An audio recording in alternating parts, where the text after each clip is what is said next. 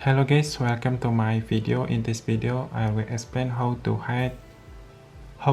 change back and home button in Samsung. For change your navigation bar like this, you can open your system setting of Samsung phone and then choose a display setting, and then you can see navigation bar, manage home, back and recent button, or use gesture for more screen space. Like this, if you want change position of button or navigation button, you can tap here.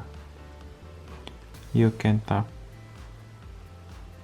to swipe gesture to full screen like this.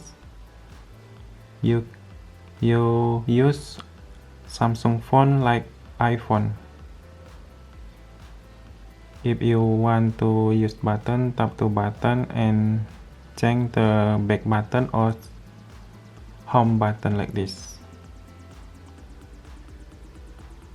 Thank you for watching my video.